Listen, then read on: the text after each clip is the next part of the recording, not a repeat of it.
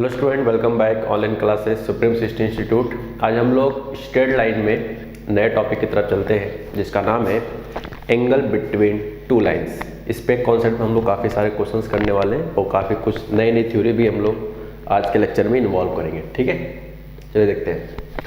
तो जिसमें पहला हम लोग पढ़ने जा रहे हैं angle between two lines. Angle between two lines, तो जैसे दो लाइन लिखा गया है, लाइन 1 लाइन 2, ये कुछ इस तरह करना मतलब ये।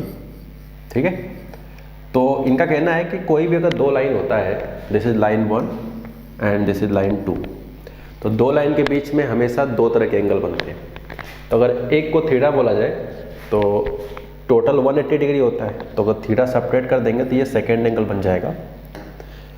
तो कहने मतलब दो लाइन के बीच में दो एंगल होता है। अगर एक थीटा है तो दूसरा 180 में से सेपरेट कर दो तो जो भी बचेगा वो सेकेंड वाला एंगल होगा। ठीक है, तो एक आ गया there are always two angles. कितने एंगल? दो एंगल बिटवीन टू लाइन्स। दो लाइन के बीच में स्टूडेंट हमेशा दो लाइन के बीच में हमेशा दो तरह के एंगल्स होते हैं।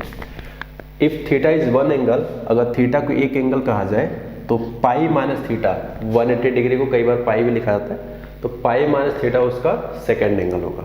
तो अगर फर्स्ट एंगल थीटा है तो पाई माइनस थीटा उसका सेकेंड एंगल। ठीक है, तो इसमें कुछ बातें हैं, आइए देखते हैं क्या है। एक्यूट एंगल, यहाँ पे जो थीटा आएगा वो एक्यूट होगा और पाई में सब्ट्रैक्ट करेंगे तो ऑब्ट्यूस होगा। ठीक है, यानी दो लाइन के बीच में दो तरह के एंगल बनते हैं, एक एक्यूट एंगल बनता है और एक ऑब्ट्यूस। ठीक है, और दो केस छूट जाता है, एक 0 डिग्री के लिए और एक π/2 के लिए। तो π/2 के लिए परपेंडिकुलर वर्ड यूज करते हैं और 0 डिग्री के लिए पैरेलल वर्ड यूज करते हैं। ठीक है, तो आपको वैसे पता है कि जो एक्यूट एंगल्स होता है स्टूडेंट, वो हमेशा किसके बीच में लाई करता है? जो एक्यूट एंगल होता है, तो एक्यूट एंगल हमेशा 0 से π/2 के बीच में होता है। ठीक, और ऑब्ट्यूस एंगल जो होता है, ये सब डेफिनेशन आप बचपन में पढ़े होंगे, तो जो ऑब्ट्यूस एंगल होता है π/2 से बड़ा और पाई से छोटा, इसे ऑब्ट्यूस एंगल कहा जाता है। ठीक है, तो ये सब बात हम लोग अभी करने वाले कुछ समय बाद। तो फाइनल थ्योरी स्टूडेंट यहाँ पे ये निकल के आता है कि दो लाइन के बीच में दो तरह के एंगल होते हैं, एक एक्यूट होता है तो एक ऑब्ट्यूस होता है। ठीक है, थीटा वाले को मैं एक्यूट इसलिए यहाँ पे कह रहा हूँ क्योंकि जो हम फॉर्मूला पढ़ेंगे वहाँ जो थीटा आता है वो एक्यूट वाला ही आता है। कौन से फॉर्मूला, आइए देखते हैं अगले स्टेप में। तो कहने मतलब है कि दो लाइन के बीच में कभी भी अगर आपसे एंगल पूछा जाए तो इस इंफॉर्मेशन को यूज़ करने के लिए आपको किन किन बातों का जानना जरूरी है, क्या क्या बातें आपके पास होनी चाहिए। ठीक है, तो आइए देखते हैं नेक्स्ट पेज पे। तो यही हम पढ़ने जा रहे हैं एंगल बिटवीन टू लाइन्स में। तो स्टूडेंट यहाँ पे क्या है कि अगर आपको दो लाइन दिया गया है, कितने लाइन्स? दो लाइन दिया गया है और दो लाइन के बीच में उनके एंगल आपसे पूछा जाए तो आपको सबसे पहला काम होगा कि उन लाइन का आपको स्लोप निकालना है। क्या निकालना है? स्लोप, यानी m1 एंड m2। स्लोप कैसे निकालते हैं? लाइन को इंटरसेप्ट यानी कि स्लोप इंटरसेप्ट फॉर्म में ब्रेक करके। कैसे, मैं यहाँ लिख के दिखा देता हूँ आपको। तो यहाँ पे जो हम लोगों ने ये वाला पैटर्न पढ़ा है ना, y = mx + c, previous lecture में जो वेरियस फॉर्म का पहला टॉपिक था, तो उसमें जो x का कोफिशिएंट होता है वही तो अपना स्लोप होता है। तो स्लोप निकालने का तरीका होगा कि लाइन को हम लोग y = mx + c ब्रेक कर ले, उसके बाद जो x का कोफिशिएंट होगा उसी को हम लोग स्लोप कहेंगे। ठीक है, चलिए भाई आगे बढ़ते हैं। तो थीटा इज एक्यूट, और यहाँ पे देख सकते हो जो थीटा यूज हो रहा है वो एक्यूट वाला यूज हो रहा है। तब जाकर इसका जो फॉर्मूला होगा tan थीटा बराबर होता है magnitude of m1 - m2 upon 1 + m1 m2। Magnitude इसलिए लगाया गया है, बहुत समय पहले कई बुकों में इस माइनस वाले सिंबल के प्लेस पे इस तरह से पढ़ाया जाता था, इस तरह का कुछ समथिंग लाइक दैट। बहुत समय पहले पढ़ाया जाता था, अब नहीं पढ़ाया जाता इस तरह से। ठीक है, तो tan थीटा का जो फॉर्मूला होता था कई बार ये पढ़ाया जाता था। इसमें इसका मतलब होता था कि m1 m2 उसे कहो जो दोनों में बड़ा होता है, उसको पहले लिखते थे, मतलब ये डिफरेंस का सिंबल है। ठीक है, बट इससे कई बार वैल्यू पॉजिटिव भी आता है, कई बार निगेटिव भी आता है। तो इसीलिए इस चीज़ से बचने के लिए कन्फ्यूजन ना रहे कि कौन m1 है कौन m2 है, इसलिए आप फ्री हो जाओ, आप हमेशा किसी में से किसी को घटा दो, बस बाहर आपको मॉड लगा देना है। जैसे आप मॉड लगाओगे स्टूडेंट, आपका सारा कहानी अच्छा खासा बन जाएगा। ठीक है, चलिए आगे। तो given two lines having slope, दो लाइन है, इनके स्लोप दिए गए हैं, ये रहा m1, ये रहा m2, और इसके बीच में स्टूडेंट अगर आपके पास थीटा अवेलेबल है तो tan थीटा इक्वल टू होता है mod of m1 minus m2 upon 1 plus m1 m2। ठीक है, तो ये आपके पास एक खूबसूरत सा फॉर्मूला है, और इस फॉर्मूले का यूज़ करके हम लोग काफ़ी सारे क्वेश्चंस को सॉल्व करेंगे। ये लाइन 1 है और ये लाइन नंबर 2 है। ठीक है, तो चल देखते हैं इसको यूज़ करने के लिए आपको क्या क्या जरूरत होनी चाहिए। तो वैसे भी दिख रहा है कि दो लाइन के बीच के एंगल के लिए आपको दो चीज़ पता होनी चाहिए, m1 m2, यानी कि दोनों लाइन का स्लोप। अब यहाँ पे मैंने पिछले केस में कहा था कि यहाँ पे थीटा क्या होगा, वो एक्यूट, मैंने यहाँ बोला ना थीटा।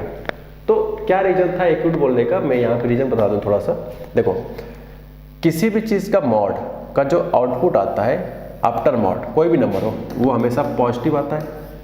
मैं मॉड लेने के बाद बोल रहा हूँ, जैसे मान लीजिए कि मॉड के अंदर आया -2/3, सपोज दैट हमने tan थीटा सॉल्व किया, tan थीटा सॉल्व करने के बाद -2/3 आता है, तो -2/3 अंदर भले निगेटिव है लेकिन बाहर तो मॉड लगा है फॉर्मूले में, तो मॉड लेने के बाद ये पॉजिटिव ही आएगा ना, मॉड के बाद कैसा आएगा, पॉजिटिव ही आएगा। तो इसीलिए हम यहाँ पे ये कहना चाह रहे हैं कि जब भी पॉजिटिव आ गया तो उस केस में यानी कि आउटपुट जो होगा स्टूडेंट ये हमेशा पॉजिटिव होगा। तो इसीलिए क्योंकि tan थीटा पॉजिटिव है, tan थीटा इस फॉर्मूले से पढ़ने से पॉजिटिव आता है, तो अब बताओ tan थीटा पूरा पॉजिटिव किस पर्टिकुलर प्लेस में होता है। और थीटा का रेंज बच्चों आपको पढ़ाया गया, वैसे भी थीटा की वैल्यू होता है 0 से पाई के बीच में। जब हमने आपको स्लोप पढ़ाया था वहाँ पे ये सारी बातें बताया था। तो 0 से पाई का मतलब होता है कि first quadrant and second quadrant, first quadrant and second quadrant, ASTC आप पढ़े होंगे। तो A का मतलब ऑल पॉजिटिव। तो बताओ tan थीटा पॉजिटिव कहाँ आएगा, सिर्फ फर्स्ट वाले में आएगा, और फर्स्ट वाले मतलब क्या, 0 से ज़्यादा और π/2 से कम, यानी कि एक्यूट एंगल। क्योंकि अभी हम लोग पढ़ रहे हैं कि जब चीज़ें 0 से π/2 के बीच में होता है तो वो कौन सा एंगल देता है, एक्यूट एंगल। ठीक है जी, तो यही सारी बातें हम लोग यहाँ पे सीख रहे हैं। इसीलिए हम ये कह रहे हैं यहाँ से कि 100% यहाँ से जो थीटा आएगा वो पक्का पक्का एक्यूट वाला ही आएगा, इसमें कोई शक नहीं है। रीजन क्या है फिलहाल मैंने यहाँ बोल भी दिया है, और यहाँ पे 100% एक्यूट वाला ही आएगा। रीजन क्या हुआ स्टूडेंट, क्योंकि रीजन यहाँ पे सिंपल सा है कि आउटपुट मॉड है, मॉड का आउटपुट हमेशा पॉजिटिव होता है, तो इसीलिए tan थीटा ऑलवेज पॉजिटिव आएगा। ठीक है, चलिए बच्चे आगे बढ़ते हैं। तो एक मैंने बेसिक सा क्वेश्चन लिया है, चलिए देखते हैं। सबसे पहले आप देख सकते हो 3x - 4y + 1 = 0, एक लाइन ये है। सबसे पहला काम होगा कि दो लाइन अगर दिया गया है उनके बीच में एक्यूट एंगल पूछा है। कई बार आपसे ऑब्ट्यूस एंगल भी पूछ सकता है, कई बार आपसे दोनों पूछे जा सकते हैं, तो मैं 1 बाय 1 करके आपको बताऊंगा। ठीक है जी, चलिए बढ़ते हैं। तो कभी भी अगर ऐसा सिचुएशन आता है कि दो लाइन के बीच में एंगल पूछा है, चाहे वो एक्यूट हो चाहे ऑब्ट्यूस हो, सबसे पहला काम होगा कि उनके लाइन से आपको स्लोप निकालना है। स्लोप निकालना बच्चों आपके पास दाएं हाथ का काम हो गया। अब तो m1 कितना होगा, अगर इसको हम ब्रेक करेंगे तो 3/4 आएगा। ठीक, दूसरे लाइन के हिसाब से अगर बात करें तो सेकंड लाइन है आपका x + 2y + 7 = 0। तो यहाँ से जब बात करेंगे स्लोप निकालने का m2, तो ये आ जाएगा -1/2। मैं उम्मीद करूँगा कि आप अच्छे से स्लोप निकालने की प्रैक्टिस कर लिए हो, इसलिए हम टाइम बचा रहे हैं आपके सामने। ठीक है जी, तो ये रहा m1, ये रहा m2। ये कोई रूल नहीं है कि पहले वाले को m1 बोल रहे हैं, बट ठीक है पहले लिखा है इसलिए पहले बोल दिए कि सफिक्स बता रहा है पहले लाइन का स्लोप, और m2 मतलब सेकेंड लाइन का स्लोप। अब आपको यूज़ करना है tan थीटा। क्या यूज़ करना है स्टूडेंट, tan थीटा। चलिए, तो tan थीटा = हो जाएगा mod of m1 - m2 upon 1 + m1 m2। बहुत बेसिक क्वेश्चन है। m1 कितना है स्टूडेंट, तो 3/4, m2 कितना है -1/2 अपॉन 1 + 3/4, ये पूरे का मॉड है ध्यान रहे, इंटू -1/2। ठीक है जी, तो tan थीटा आई होप आप जब सॉल्व करोगे तो फाइनल इट्स वेरी कंफर्टेबल। तो ये आ जाएगा प्लस का हाफ, 2 से मल्टीप्लाई करें तो 5/4 आ जाएगा। ये आ जाएगा 8 - 3 5/8। तो स्टूडेंट सॉल्व करेंगे तो ये 8 ऊपर जाएगा, 5 से 5 कैंसिल हो गया, tan थीटा बराबर 2 आ जाएगा और 2 का मॉड 2 होता है। अब क्योंकि tan थीटा बराबर 2 आ गया तो एक चीज़ तो श्योर हो गया यहाँ पे कि थीटा इज इक्वल टू कितना आ जाएगा, tan इनवर्स 2, क्योंकि हमसे एंगल पूछा है। तो आपके पास जो आंसर आएगा, क्वेश्चन में क्या पूछा गया है, एक्यूट एंगल। कौन सा? Acute angle. एक्यूट पूछा है, यहाँ देखो आप, एक्यूट एंगल। तो एक्यूट एंगल कितना आ जाएगा आंसर, tan इनवर्स 2। ठीक, this is the final sign given question. अब अगर मान लीजिए जाए इसी क्वेश्चन में आपसे ऑब्ट्यूज भी पूछ लेता, मान लीजिए आप लिख देता ऑब्ट्यूज एंगल, तो आपका जो स्टार्टअप है वो tan थीटा से ही आएगा। अब क्योंकि ऑब्ट्यूज अगर पूछता है तो बस क्या करते हैं, पाई माइनस थीटा। अब गाइज आपसे पूछा तो नहीं है ऑब्ट्यूज वाला, बट फिर भी मैं आपके सामने लिख के दिखा देता हूँ कि कैसे क्वेश्चन में किया जाएगा। ठीक है जी, चलिए आगे बढ़ते हैं। तो यहाँ पे जो ऑब्ट्यूज आएगा, ऑब्ट्यूज एंगल, वो पाई माइनस थीटा हो जाएगा, पाई माइनस थीटा। तो स्टूडेंट यहाँ से आ जाएगा पाई, थीटा के प्लेस पे आ जाएगा tan इनवर्स 2। ठीक, तो ये रहा आपका सेकेंड आंसर। तो एक्यूट है tan इनवर्स 2 और ऑब्ट्यूज है पाई माइनस tan इनवर्स 2। कई बार दोनों पूछ लेता तो दोनों आ गया, नो प्रॉब्लम। ठीक है जी, चलिए बढ़ते हैं। अब यहाँ कहा गया है कि given an equilateral triangle whose one side has equation this and one vertex have coordinate 2, 4, find the equation of other 2 sides of triangle. ठीक है, पहले क्वेश्चन को समझते हैं क्या कहना चाह रहा है। इनका कहना है स्टूडेंट कि एक ट्रायंगल है, लेकिन क्वेश्चन में साफ साफ कहा गया कि वो जो ट्रायंगल है ना वो किस तरह का है, इक्विलैटरल है। और इक्विलैटरल ट्रायंगल किसे कहते हैं, ये सारी बातें हम लोगों ने सेकेंड लेक्चर में किया हुआ है, सेकेंड लेक्चर में या फर्स्ट लेक्चर में, जिसमें नेचर ऑफ ट्रायंगल हम लोगों ने हेडिंग डाल के पढ़ाई किया था। ठीक है, चलिए, तो ये इक्विलैटरल ट्रायंगल है जिसकी एक साइड की इक्वेशन दिया गया है x - y + 1 = 0। अब इसमें कौन सा साइड का दिया गया है, नाम तो नहीं दिया गया, तो हमने अपनी तरफ से ट्रायंगल का नाम मान लिया ABC। ठीक है, तो मैं लेट कर लेता हूँ कि जो इसने सॉल्यूशन दिया है साइड के इक्वेशंस का, वो हम सपोज दैट BC वाले को मान लेता हूँ। Let side BC has equation x - y + 1 = 0। ठीक है, चलिए, तो मैंने इस वाले का मान लिया, कोई रूल नहीं है, किसी वाले को आप चाहो तो इसको मान लो, आप चाहो तो इसको मान लो, कहीं नाम तो लिखा नहीं है किसको मानना है, तो मैंने इन दोनों को मान लिया। तो मैं क्योंकि इसको मान लिया हूँ तो मेरी इच्छा है कि इस जगह पे इसकी लाइन की इक्वेशन को लिख दूँ, ताकि थोड़ा फील आए कि हम लोग इसी को माने हैं। चलिए, हो गया। अब अगर बात किया जाए आगे, and one vertex have coordinate. अब क्योंकि यार इक्विलैटरल ट्रायंगल 3 वर्टेक्स होंगे, अब ये कहा है कि ये पॉइंट जो है वो वर्टेक्स में से किसी न किसी का है, नाम तो नहीं दिया गया किसका है, कि ए का है कि बी का, सी का है। ABC तो क्वेश्चन नाम ही नहीं दिया, हम तो अपनी तरफ से माने हैं। आप एग्जाम में PQR मान के भी लगा सकते हो। ठीक है, तो ये कैसे डिसाइड करेंगे, 2, 4 जो वर्टेक्स है, यहाँ लिखा है वर्टेक्स, वो यहाँ का है, यहाँ का है कि यहाँ का है, ये कैसे पता करें। तो सबसे आसान तरीका यहाँ पे ये है, आपको एक एक्स्ट्रा काम करना है। क्या, ये जो आपके पास कोऑर्डिनेट है, जो क्वेश्चन में कहा गया है, this point is the vertex of equilateral triangle, अगर इस पॉइंट को यहाँ अगर होना है, 2, 4 वाली जगह पर अगर इसको होना है, तो क्या 2, 4 इसको सेटिस्फाई करना चाहिए। तो आप सेटिस्फाई कर देख लो। 2 - 4 -2 + 1 कभी 0 होता है क्या, कभी नहीं होता है, यानी कि 2, 4 इसको सेटिस्फाई नहीं कर रहा है। अब क्योंकि ये इसको सेटिस्फाई नहीं कर रहा है, इसीलिए ये वाला वर्टेक्स B का नहीं होगा और सिमिलरली नहीं C का होगा। C का क्यों नहीं होगा, क्योंकि C भी तो इसी पे है ना। ठीक है, तो अब क्या बचा, आपके पास A वाला बचा। तो इस पर्टिकुलर कॉन्सेप्ट हमने पता किया कि वास्तव में ये जो वर्टेक्स होगा ये उस जगह का होगा जहाँ पे ये लाइन पास नहीं हो रहा होगा, तो वो होगा कौन सा वाला, BA लाइन या फिर CA लाइन। ठीक है। तो ये कॉन्सेप्ट हम लोग सीखा कि जब बोल दिया जाए कि ये वर्टेक्स है एनी वन ऑफ देम, तो कैसे डिसाइड करें, तो उनके साइड की इक्वेशंस को सेटिस्फाई करा दो, अगर कर जाया तो वहीं पे होगा, नहीं किया तो उस पर्टिकुलर लाइन को छोड़कर बाकी जो पेंडिंग पड़ा होगा वहाँ पे इसको रिप्रेजेंट कर देंगे। ठीक है, चलिए आगे बढ़ते हैं।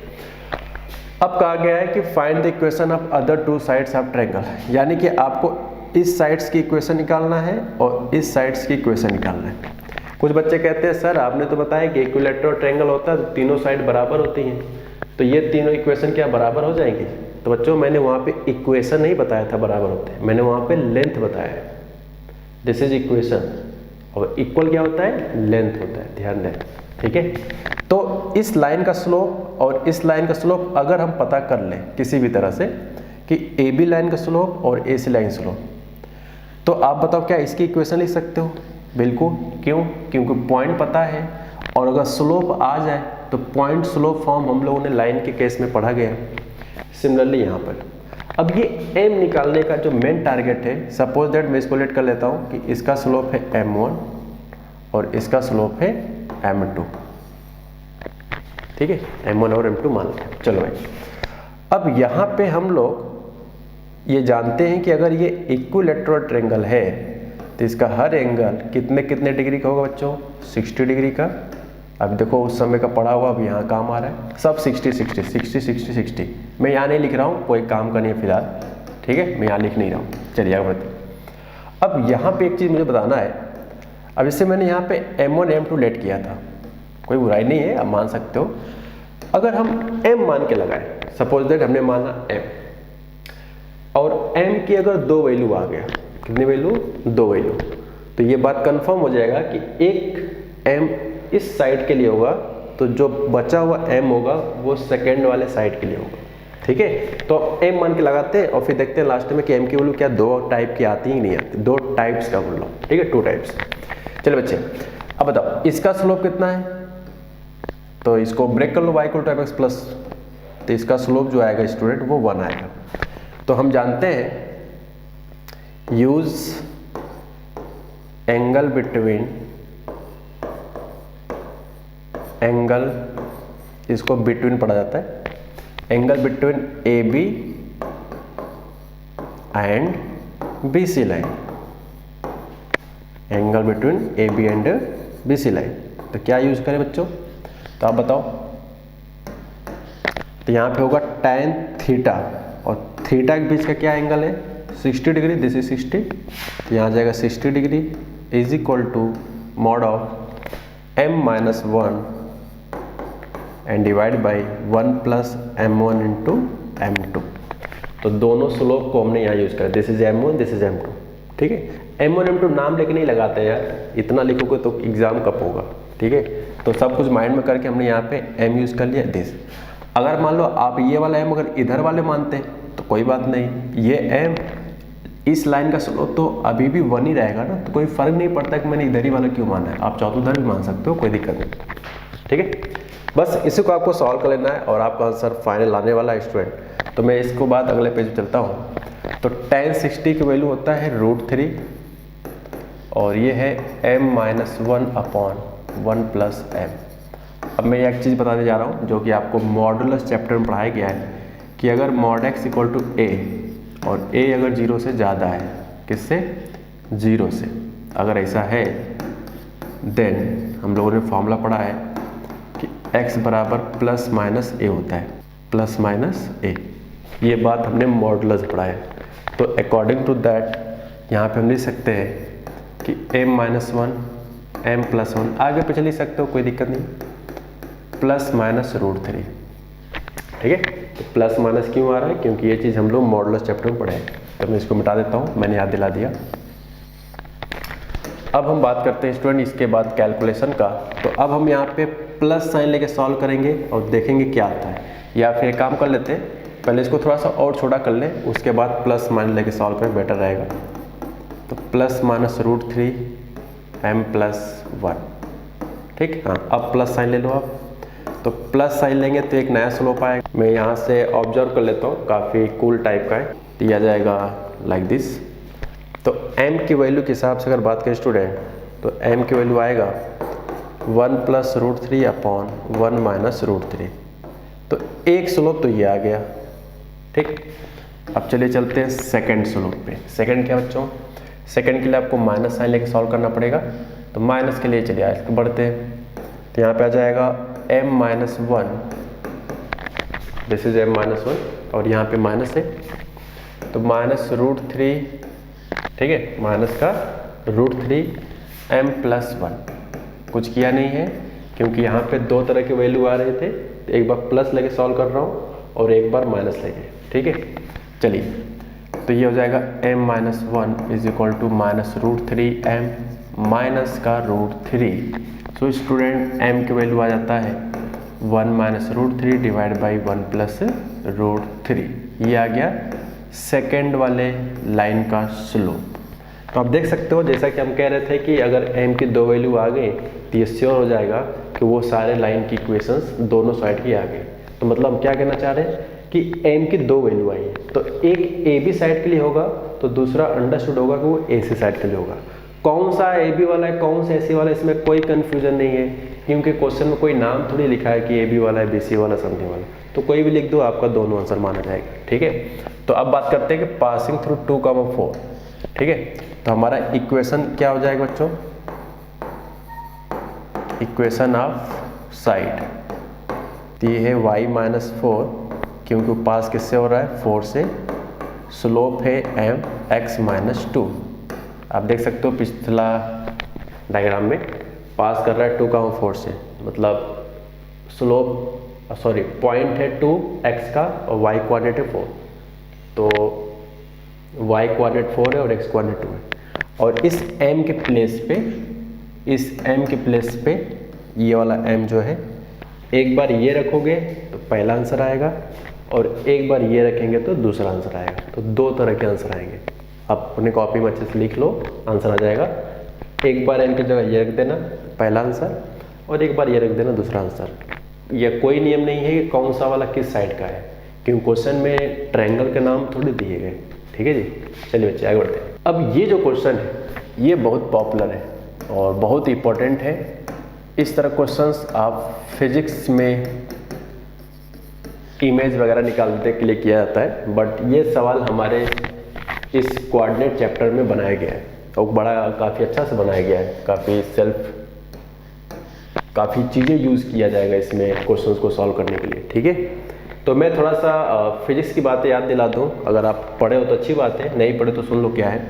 इस सवाल को पहले बाद में करेंगे, पहले पढ़ क्या मतलब होता है वो सुनो। जैसे मान लो एक मिरर है, ठीक है, एक मिरर है। आप थोड़ा जैसे मैंने मिरर कहा होगा तो आपको कुछ बात याद आया होगा कि क्लास में कहीं ना कहीं किया गया है। जी बिल्कुल किया गया है, लेकिन वहाँ पे पॉइंट का रिफ्लेक्शन निकाला गया था।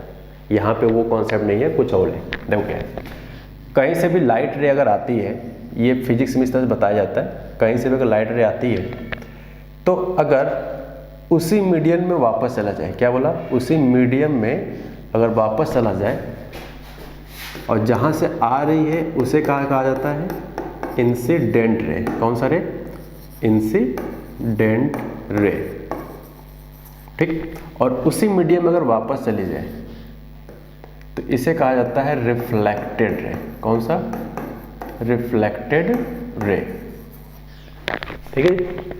ये सारी बातें आपको फिजिक्स में बताया जाता है। अब बात करें कि हमारे क्वेश्चंस में जब हम लोग सॉल्व करेंगे उसे क्या कहेंगे। फिजिक्स में ये कहा जाता है कि इंसिडेंट और रिफ्लेक्टेड और ये प्लेन मिरर, ये जहाँ पे मिलते हैं ये हमेशा एक ही प्लेन पे लाई करते हैं। ये फिजिक्स बताता है, साइंटिस्ट वगैरह ने सब बताया। और दूसरी बात, एक चीज़ और बताया था कि अगर इस पे नॉर्मल लाइन ड्रॉ करें, कौन सी लाइन, नॉर्मल लाइन, तो इस एंगल को कहा जाता है I, इस एंगल को कहा जाता है R और इस लाइन को कहा जाता है नॉर्मल लाइन, नॉर्मल लाइन, ठीक है। इस I को कहा जाता है कि ये इंसिडेंट रे है, इस R को कहा जाता है रिफ्लेक्टेड रे के बीच का एंगल। तो मैं पूछूं कि I क्या है, तो I कहा जाता है इंसिडेंट एंगल और R को कहा जाता है रिफ्लेक्टेड एंगल। और रिफ्लेक्शन लॉ के अकॉर्डिंग बताया गया है कि I = R होता है। यानी कि angle of incidence is equal to angle of reflection यानी कि आर। ये मैं नहीं बता रहा हूँ, ये फिजिक्स के अकॉर्डिंग होता है, ठीक है। अगर आप ऑप्टिक्स वगैरह पढ़ोगे तो सब पता होगा आपको, ठीक है। यानी कि आई बराबर आर, तो सपोज अगर इसको हम अल्फा मान लें, माना कि आई बराबर आर बराबर ये होता है तो फिजिक्स के अकॉर्डिंग, तो मैंने उसको हम अल्फा लेट कर लें अपने लिए कंफर्टेबल के लिए। तो अगर हम इस दोनों जगह पे फिर से अगर हम लोग वापस आर रख दें तो कोई बुराई तो है नहीं, मतलब अल्फा रख दें तो कोई बुराई नहीं है, ठीक है जी। अल्फा रख दिया। अब बताओ, ये है नॉर्मल लाइन, तो नॉर्मल किसके होता है, मिरर के। तो अगर ये अल्फा तो ये कितना हो जाएगा 90 माइनस अल्फा, ये कितना हो जाएगा, ये भी अल्फा तो ये भी 90 माइनस अल्फा होगा, ठीक। और 90 माइनस अल्फा अगर देखा जाए तो ये किसके बीच का एंगल है, रिफ्लेक्टेड रे और मिरर के बीच का। ये भी 90 माइनस अल्फा, तो ये किसके बीच का एंगल हुआ, इंसिडेंट और मिरर के बीच का। तो अगर रियलिटी देखा जाए तो ये एंगल और ये एंगल भी आपस में इक्वल है। सो सपोज दैट इस 90 माइनस अल्फा को अगर हम अपने कंफर्टेबल के लिए थीटा मान लें तो कोई बुराई वाली बात नहीं है। अरे बार बार इतना क्यों लिखे, छोटा सा नंबर ले ले। तो ये सारी बातें फिजिक्स में होती हैं। अब हमारे मैथमेटिक्स के क्वेश्चंस के लिए सिर्फ क्या क्या ज़रूरत है हम लोग उसकी बात करेंगे। सिर्फ आपको एक चीज़ से मतलब यहाँ पे है, क्या चीज़ है स्टूडेंट, मैं आप जा रहा हूँ बताने। सिर्फ एक चीज़ से मतलब है, क्या मतलब है आइए देखते हैं। सिर्फ एक चीज़ आपको पता होना चाहिए, ठीक है। क्या चीज़, सुनिए। सिर्फ आपको एक चीज़ याद रखना है कि रिफ्लेक्टेड का मिरर के साथ जितना एंगल बनता है वही एंगल इंसिडेंट का मिरर के साथ बनता है। सिर्फ आपको इतना याद रखना, दूसरा कोई काम नहीं है। ये तभी बात सही है जब मिरर आपका प्लेन मिरर होना चाहिए, ध्यान रहे। और लाइन भी तो प्लेन होता है यार, ठीक है। लाइन मिरर या फिर प्लेन मिरर होना चाहिए, तब ये सारी कहानी सही है, ठीक है। अब चलिए चलते हैं अपने क्वेश्चंस में। क्वेश्चन कहा गया कि ए ray of light is send, यहाँ पे ऑफ होगा, a ray of light is send along line. इनका कहना है एक लाइट रे है, मान लो यहाँ से एक रे निकल रहा है, सपोज दैट यहाँ से एक राइट रे निकल रहा है, निकल गया। चलो ये लाइट रे सेंड कर दिया गया, सेंड मतलब होता है भेजा गया, कहीं से भेजा गया। चलो अब इनका कहना है कि लाइन की जो इक्वेशन है जिसके अलोंग भेजा गया है उसकी equation student x minus y plus 1 equal to 0 ये दिया गया है। अपॉन रीचिंग लाइन, और ये लाइन जाते जाते एक जगह पहुंचता है जिसकी इक्वेशन है 2x माइनस वाई। तो पहुंचने वाला क्या सिस्टम है, कुछ इस तरह का। मैं इसको कलर चेंज कर देता हूँ ताकि समझाना आसान रहे। सपोज दैट लाइक दिस, ठीक है। तो इनका कहना है स्टूडेंट कि यहाँ पे आके जब पहुँचता है ना ये, तो ये जहाँ पहुँचने वाला सिस्टम है इसे मिरर कहा गया, जिसकी इक्वेशन क्या है, इसकी इक्वेशन क्या है 2x माइनस वाई बराबर 0। इसकी इक्वेशन दिया गया है जहाँ पे पहुँचता है। अब पहुँचने के बाद अब ये मिरर की प्रॉपर्टी होता है, आपको पता ही है कि कोई बचपन में आप काफ़ी सारे खेल खेले हो गया, लाइट वगैरह लेकर मिरर पे मार के एक रिफ्लेक्शन आसमान में जाता है, बड़ा मज़ा आता है खेलने में, ठीक है। ये उसी तरह का कॉन्सेप्ट है। तो ये चला जाएगा फिर उसी मीडियम में, क्योंकि क्वेश्चन में कहा गया है यहाँ पे रिफ्लेक्टेड है। और मैंने क्या बताया, रिफ्लेक्टेड है किसे कहते हैं, कोई भी लाइट रे आए मिरर पर पड़े फिर उसके बाद उसी मीडियम में अगर वापस चला जाता है तो उसे कहा जाता है रिफ्लेक्टेड है, ठीक है। ये इनका कहना है, आप समझ सकते हो यहाँ पे कि इट्स गेट, यानी कि ये जो लाइन है मिरर पे पड़ के, यही मिरर लाइन है, रिफ्लेक्ट हो जाता है। क्या हो जाता है, रिफ्लेक्ट हो जाता है। This is the reflect. तो इसी रिफ्लेक्टेड लाइन की आपकी इक्वेशन पूछा जा रहा है, find the equation of reflected ray. तो ये अंडरस्टूड है कि अगर लाइन इंसिडेंट हुआ है तो रिफ्लेक्ट के बाद लाइन ही जाएगा, यानी कि वास्तव में ये लाइन का एक इक्वेशन बनेगा। अब किसी भी लाइन की इक्वेशंस के लिए दो चीज़ की जरूरत होती है, क्या क्या, एक पॉइंट पता चल जाए और एक स्लोप पता चल जाए। अब ये दो चीज़ कैसे आएगा, आइए देखते हैं। सबसे पहला काम यहाँ पे स्टूडेंट ये है कि इंसिडेंट जो लाइन यहाँ पे है इसको इंसिडेंट लाइन कहा गया है, जिसके अलोंग लाइन को सेंड किया गया, यानी इसे कहेंगे इंसिडेंट रे। और ये क्या कहलाएगी, रिफ्लेक्टेड रे। कौन सा, रिफ्लेक्टेड रे। चलिए आगे बढ़ते हैं। तो इंसिडेंट, रिफ्लेक्टेड और प्लेन मिरर हमने बताया था अभी कि वो एक ही पॉइंट से पास होते हैं। क्या होते हैं? एक ही पॉइंट से पास होते हैं। तो ये पॉइंट को अगर हम P नाम दे दें और मैं पूछूं बच्चों को P कैसे आएगा, P कैसे आएगा, तो सिंपल सा लॉजिक है, आप कहोगे सर इन दोनों को सॉल्व कर लीजिए, P आसानी से आ जाएगा। मेरा कहना है कि बिल्कुल सही बच्चों। पहला है 2x minus y is equal to 0, this is the equation number second. तो ये इंसिडेंट रे और reflected ray, sorry incident ray और प्लेन मिरर अगर आपस में सॉल्व कर लिया जाए तो ये वो पॉइंट आ जाएगा जहाँ से इंसिडेंट रे भी पास हो रहा है, प्लेन भी पास हो रहा है मतलब मिरर वाला, और रिफ्लेक्टेड रे भी पास हो रहा है। ठीक है बच्चों, आइए सॉल्व करना बड़ा आसान है यार। इसमें आप चाहो तो एक दूसरे को सब्ट्रैक्ट कर दो, फर्स्ट माइनस सेकेंड कर लो, ज़्यादा बेटर है।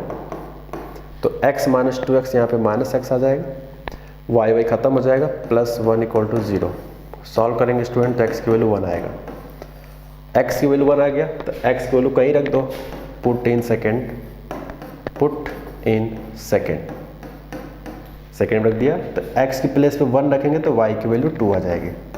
तो कहने का मतलब है स्टूडेंट कि यहाँ के जो वैल्यू होगा कोऑर्डिनेट वो 1,2 आ गया। ठीक है जी। तो पहला स्टेप, इस तरह जितने भी क्वेश्चंस होते हैं एक ही काम करना है। क्या करना है काम आपको बच्चों कि इंसिडेंट और मिरर, आई रिपीट इंसिडेंट और मिरर, इन दोनों को आपस में सॉल्व करके पॉइंट निकाल लेना है। पॉइंट निकालना क्यों जरूरी था? क्योंकि हमें लाइन की इक्वेशन निकालना है रिफ्लेक्टेड वाला, और रिफ्लेक्टेड वाला जो लाइन है वो इस पॉइंट से पास हो रहा है और ये पॉइंट निकालना बड़ा आसान था। और किसी भी लाइन की इक्वेशन के लिए दो चीज़ चाहिए होता है, पॉइंट और स्लोप। पॉइंट अपने को मिल चुका है, इन दोनों को सॉल्व करके वो है ये। अब किसी तरह से अगर इसका हम स्लोप निकाल लें तो बस हमारा काम खत्म हो गया। ठीक है, चलिए अब देखते हैं स्लोप का क्या सिस्टम है यहाँ पे। तो स्टूडेंट मैं यहाँ पे अगर काम कर लूँ कि इसके स्लोप को अगर लेट कर लूँ m, क्या लेट कर लूँ m, यही तो हमें बताना है। लेट स्लोप जो है इस रिफ्लेक्टेड लाइन का अगर हम m लेट कर लें तो अकॉर्डिंग टू फिजिक्स ये कहा गया था कि रिफ्लेक्टेड रे और प्लेन मिरर के बीच में जो भी एंगल बनता है वही एंगल इंसिडेंट रे और प्लेन मिरर के बीच में बनता है। इसका मतलब है क्या कर ले कि जितना ये एंगल होगा सेम टू सेम एंगल ये होगा। थोड़ा सा मेरा डायग्राम अजीब बना है बट नो प्रॉब्लम, आप इस चीज़ को समझ सकते हो। ये थीटा लिखा है, ठीक है। तो जो एंगल ये होगा वही एंगल ये होगा। और बच्चों अगर आप ध्यान से देखो तो इस सवाल में इसका स्लोप निकालना बड़ा आसान है। कितना हो जाएगा इसका स्लोप? 1। ठीक, मैं पूछूं कि मिरर का स्लोप कितना होगा, मिरर वाला लाइन का स्लोप कितना है? ये है प्लेन मिरर, इसका स्लोप कितना है? तो देखो y इक्वल टू 2x, तो स्लोप इसका स्टूडेंट हो जाएगा 2। मैं हमेशा कहता हूँ कि स्लोप को हमेशा हम क्लोज एक सर्कल में रख देता हूँ, ये आदत है, ठीक है। आप चाहो तो यहाँ पे लिख लिख के करोगे स्लोप स्लोप स्लोप स्लोप, ठीक है जी। चलिए आगे बढ़ते हैं। तो कहने मतलब है अब हमारा काम एकदम फ्रेश हो चुका है। अब मैं यहाँ से मिटा सकता हूँ, मुझे कोई दिक्कत नहीं होगी मिटाने में, क्योंकि मेरा काम यहाँ पे हो चुका है, मैंने पॉइंट निकाल लिया, ठीक है जी। चलिए आगे बढ़ते हैं। Okay, so now start. अब हम लोग tan थीटा अगर यूज़ करें, अब बात आती है किसके किसके बीच में यूज़ करें tan थीटा। तो एक बार यूज़ करो इंसिडेंट और मिरर के बीच में। आई रिपीट, इंसिडेंट और मिरर के बीच में। This is incident and this is mirror. तो इंसिडेंट का क्या है? स्लोप 1, मिरर का स्लोप कितना है? 2। तो m1 minus m2 upon m1 into m2। इसको सॉल्व करेंगे स्टूडेंट तो ये 1/3 आएगा। आप सॉल्व करके देख लो। This is the first equation. 1 minus 2 minus 1 और 2 प्लस 1 3, तो माइनस 1/3, लेकिन बाहर मॉड लगा है इसलिए प्लस का 1/3, ठीक है। अब चलिए चलते हैं किसके किसके बीच में यूज़ करने। इंसिडेंट और प्लेन मिरर का हो चुका, अब किसका बचा? रिफ्लेक्टेड रे जिसका स्लोप हमने m माना हुआ है, और प्लेन मिरर जिसके बीच में अभी भी थीटा है, ठीक है। तो इसको हम लोग अगले पेज पे कर लेते हैं। Now tan theta is equal to m minus, अब ध्यान से देखो, प्लेन मिरर का स्लोप कितना है? 2, और रिफ्लेक्टेड कितना है? m, यानी कि m minus 2 upon 1 plus m into 2, थोड़ा सा इसको अगर सिंप्लीफाई कर लें अंडर रूट के अंदर देखने में अच्छा लगे तो ये मैंने 2m लिख दिया। ठीक है जी, ये रहा tan थीटा। अब आप देख सकते हो अपने कॉपी में, अगर आपने सब कुछ एक साथ समरी करके लिखा हुआ है तो ये भी tan थीटा है और पिछला वाला भी tan थीटा ही है, जिसकी वैल्यू कितना है 1/3। तो इसकी वैल्यू अगर हम सेकंड में सब्स्टिट्यूट कर दें, मैं यहीं पे लिख देता हूँ पुट इन सेकंड, कोई बुराई वाली बात नहीं। तो tan थीटा के प्लेस में स्टूडेंट यहाँ पे 1/3 आ जाएगा। तो 1/3 is equal to mod of m-2 divide by 1 + 2m। ठीक, अब हम लोग मैथमेटिकली जानते हैं, जैसा कि पिछले क्वेश्चन में किया गया था, अभी मैं फिर से याद दिलाता हूँ कि अगर mod x equal to a है और a पॉजिटिव है तो x की वैल्यू ±a होता है। अगर ऐसा है तो ये रूल फिर से मैंने याद दिला दिया कि अगर mod x equal to a और a 0 ज़्यादा है तो x यानी कि अंदर की वैल्यू ±a के इक्वल होता है। ठीक है जी, चलिए आगे बढ़ते हैं। यहाँ क्या लिखते हैं ±1/3। अब एक बार प्लस लेके सॉल्व करें और एक बार माइनस लेके सॉल्व करें, देखते हैं बारी बारी से क्या आता है।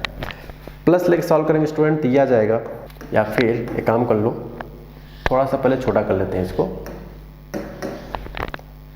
3 के अंदर मल्टीप्लाई कर लो तो कितना आ जाएगा 3m-2 and this is ±1 + 2m। ठीक, 3 का मल्टीप्लाई करोगे इसमें तो 3m-6 आ जाएगा एंड दिस इज ±1 + 2m। ठीक है, अब यहाँ पे स्टूडेंट ध्यान से देखा जाए तो हमारे पास एक ही सोर्स बचा है यहाँ पे अब फाइनली कि m कैसे निकालें। तो अब एक ही इक्वेशन है तो एक बार प्लस लेके सॉल्व कर लो तो देखो m की वैल्यू कितना आता है, तो 3m-6 is equal to 1 + 2m। ठीक है, तो ये बच्चों आ जाएगा m = 7। ठीक, चलो माइनस लेके सॉल्व करते हैं, देखते हैं क्या आता है। तो माइनस लेके सॉल्व करेंगे तो ये आएगा 3m-6 माइनस टाइम्स 1 + 2m। आप देख सकते हो यहाँ पे मैंने एक बार माइनस लेके सॉल्व किया है। ठीक है जी, तो माइनस से डर ला तो प्लस हो जाएगा, या आप काम कर लो माइनस मल्टीप्लाई कर लो, सब एक ही बात है। माइनस वाला एक तरफ कर लो, 3 + 2 5m और ये -6 उधर जाएगा तो प्लस का 5। तो स्टूडेंट m की वैल्यू यहाँ से 1 आ जाएगा।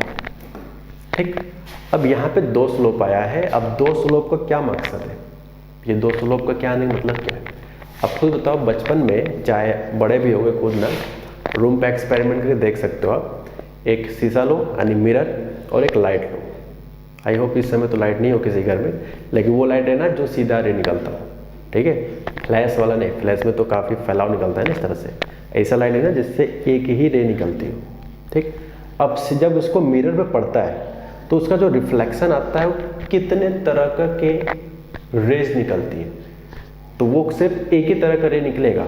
ये रहा इंसिडेंट, और जब पड़ेगा शीशे पे तो एक ही रे निकलेगा।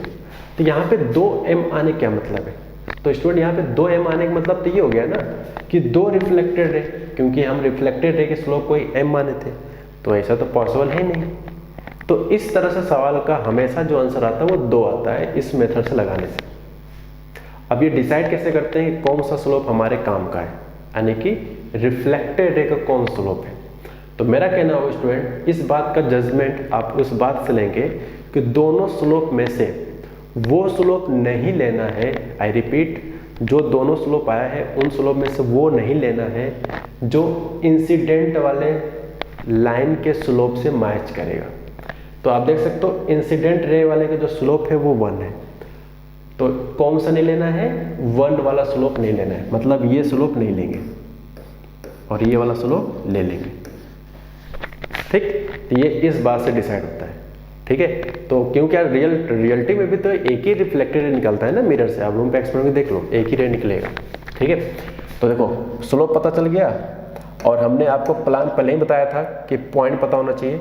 तो रिफ्लेक्टेड रे का इक्वेशन बड़े आसानी से अब आ जाएगा, क्योंकि पॉइंट पता था, स्लोप निकाल लिए तो रिफ्लेक्टेड रे बच्चों आ जाएगा। चलिए लिख देते हैं कितना आएगा।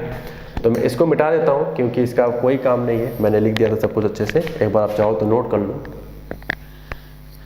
ठीक है जी, चलिए आगे बढ़ते हैं। तो इक्वेशन ऑफ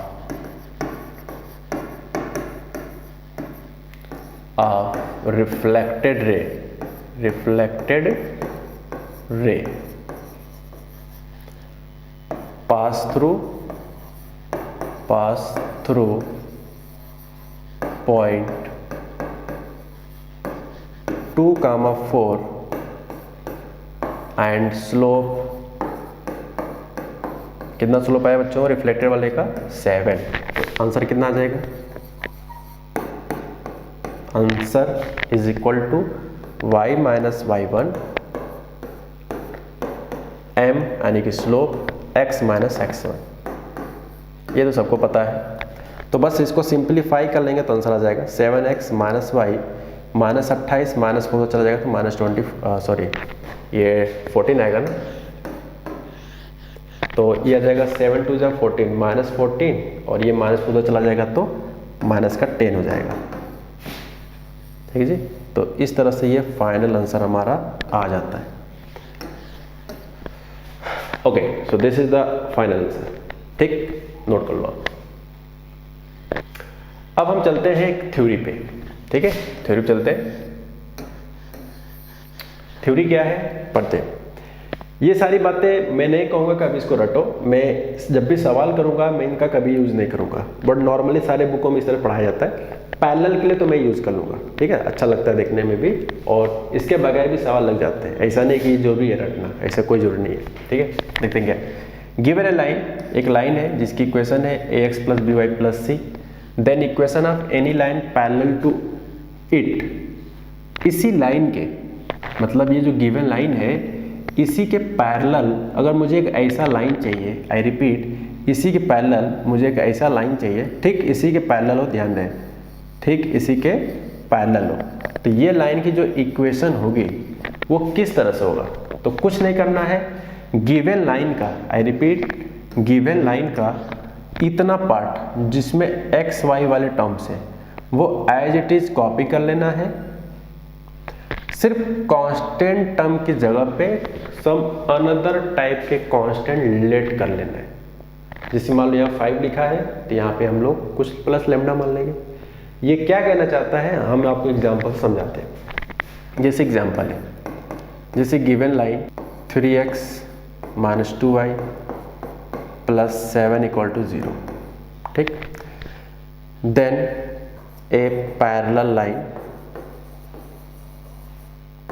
लाइन, मेरे पास स्पेस कम स्टूडेंट, तो आप इन सबको सीधे सीधे लिखना, ठीक है, एक भी स्टेप आगे पीछे नहीं लिखना, आपको सीधे सीधे लिखना है। तो एक लाइन है और इसके पैरेलल मुझे एक लाइन चाहिए, लेट करने की जरूरत है। तो हमने क्या बताया कि हमेशा वेरिएबल वाले टर्म्स को एज इट इज कॉपी कर लेना है, यानी 3x माइनस 2y, ठीक, और जो कांस्टेंट वाला टर्म होगा उस कांस्टेंट की जगह पे आप कुछ भी एक लैम्डा टाइप का नंबर मान सकते हो। ऐसा कोई जरूरी नहीं है कि यहाँ पे प्लस था इसलिए प्लस लैम्डा माना है, अगर यहाँ -7 भी होता तब भी हम यही मानते हैं ऑलवेज। ठीक है जी, तो इसको आप नोट कर लो। चलिए चलते हैं आगे। तो इसके बगैर भी सवाल लगते हैं लेकिन थोड़ा सा मानने से कंफर्टेबल होता है, ठीक है। तो ओके, तो मैं इसमें बहुत सारी चीज़ें मिटाने जा रहा हूँ। आई होप आपने एग्जाम्पल लिख लिया होगा, मिटा देता हूँ। अब चलिए आगे बढ़ते हैं। और दूसरा है परपेंडिकुलर के लिए। पहला पढ़े हम लोग पैरेलल के लिए और दूसरा पढ़े स्टूडेंट परपेंडिकुलर के लिए, ठीक है। पहला था पैरेलल, दूसरा है परपेंडिकुलर। तो कहा गया given a line this then the equation of any line perpendicular to it will be. तो जैसे ये आपके लाइन दिया गया है, ये लाइन दिया गया है x plus b y plus c equal to 0, और इसके परपेंडिकुलर आपको जरूरत है एक ऐसे लाइन की जो इस गिवन लाइन के परपेंडिकुलर। तो बस क्या किया गया है, देखो bx माइनस ए वाई, ध्यान दें, b का x में मल्टीप्लाई हुआ फिर माइनस a का y के साथ मल्टीप्लाई हुआ। तो इन सब में बहुत कंफ्यूजन होता है, इसीलिए मैं कभी यूज़ नहीं करता हूँ, ठीक है। तो मैं इसको कभी यूज़ नहीं करूँगा, बस मैं पढ़ा दे रहा हूँ, अलग बात है। तो चाहे पैरेलल हो चाहे परपेंडिकुलर हो, मैं यूज़ नहीं करूँगा। लेकिन पैरेलल के लिए थोड़ा सा आसान होता है काम करना। क्यों? रीज़न है क्योंकि इसमें इतना टर्म सेम होता है, और इतना ही क्यों सेम होता है? क्योंकि पैरेलल के लिए x और y के कोफिशिएंट से ही मतलब होता है, क्योंकि जब इसको बनाते हैं ना y = mx + c, तो उसमें जो x का कोफिशिएंट होता है वो सिर्फ a और b की वजह से आता है, ठीक है। तो इसीलिए इतना टर्म सेम होता है पैरेलल केस में, इसलिए पैरेलल के लिए मैं हमेशा यूज़ करूँगा, बाकी किसी केस के लिए हम कोई थ्योरी नहीं पढ़ने वाले, ठीक है। तो परपेंडिकुलर मैंने हटा दिया, फालतू काम था। चलिए आगे बढ़ते हैं। अब बात करते हैं एक नए कॉन्सेप्ट पर, जिसमें आपके पास एक पॉइंट होगा जिसके कोऑर्डिनेट है x1 y1 और आपको एक लाइन दिया जाएगा। तो उस पॉइंट से उस लाइन के, आई रिपीट, उस पॉइंट का उस लाइन से जो डिस्टेंस होगा, अब डिस्टेंस का तो मतलब स्टूडेंट बहुत सारी बातें होती हैं। जैसे मैं क्या कहना चाह रहा हूँ, जैसे मान लीजिए लाइन है और एक पॉइंट है, मैं पूछूं कि इस पॉइंट का लाइन से डिस्टेंस बताओ। कई बच्चों को ये सारे डाउट होते हैं, इसलिए मैं क्लियर करना चाहता हूँ। ये पॉइंट है और ये लाइन है, कोई पूछे भाई साहब डिस्टेंस बताओ, तो देखो डिस्टेंस ये भी है, ये भी डिस्टेंस है, ये भी डिस्टेंस है, डिस्टेंस तो बहुत सारे हैं, infinitely many distance from point two given line, ठीक है। ऐसे बहुत सारे केस बनेंगे, लाइन तो बहुत सारे होंगे। जैसे ये भी एक डिस्टेंस हुआ, ये भी डिस्टेंस है, ये भी एक डिस्टेंस है, ये भी एक डिस्टेंस है, तो डिस्टेंस तो बहुत सारे हैं। ये भी एक डिस्टेंस है। हम कौन सा डिस्टेंस पढ़ रहे हैं? ये जो फॉर्मूला है आप जो रटे आए हो, पहले से भी पता है, 10th से पता है, अगर यूपी बोर्ड के होगे तो पता होगा, ये सब चीज़ें 10th में ही आ जाती हैं फिलहाल तो इन सारे सिचुएशंस में सारे के सारे डिस्टेंस है। हम कौन सा डिस्टेंस की बात कर रहे हैं भाई? तो हम उस डिस्टेंस की बात कर रहे हैं फॉर्मूले में जो सबसे शॉर्टेस्ट डिस्टेंस है। कौन सा? शॉर्टेस्ट। और शॉर्टेस्ट का मतलब होता है सिर्फ वही डिस्टेंस जो उस पॉइंट से उस कर्व पे, आई रिपीट, उस पॉइंट से उस कर्व पे 90 डिग्री ड्रॉ किया गया हो। कैसा? 90 डिग्री। तो सिर्फ ये डिस्टेंस निकालने का जो फॉर्मूला है वो हमारे पास सिर्फ अवेलेबल है, ध्यान रहे, ठीक है। तो ये जो पीएफ लेंथ होगा वो ये है। तो कैसे यूज करेंगे? तरीका क्या है? Length of perpendicular from point on line, line की इक्वेशन दिया है ax + by + a = 0 will be. तो सिंपल बात क्या है कि जिस पॉइंट से किसी भी लाइन से डिस्टेंस जब निकाल रहे होंगे तो इस पॉइंट को इस लाइन में रख देना है। रखने क्या मतलब कि x की जगह पे x1, देखो यहाँ पे हो गया ax1 प्लस है तो प्लस, y की जगह पे by1 हो गया और प्लस ही एज इट इज, ठीक।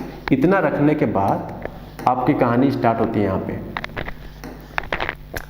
डिवाइड बाई √x के कोफिशिएंट के स्क्वायर, आई रिपीट, x के कोफिशिएंट के स्क्वायर प्लस y के कोफिशिएंट के स्क्वायर। देखो यहाँ पे इस पॉइंट को लाइन में रख देना है, ये हो गया, और √a² + b², यानी कोफिशिएंट के स्क्वायर नीचे लिखते हैं, ध्यान रहे इस बात का, सिर्फ और सिर्फ कोफिशिएंट के स्क्वायर लिखते हैं स्टूडेंट, ठीक है।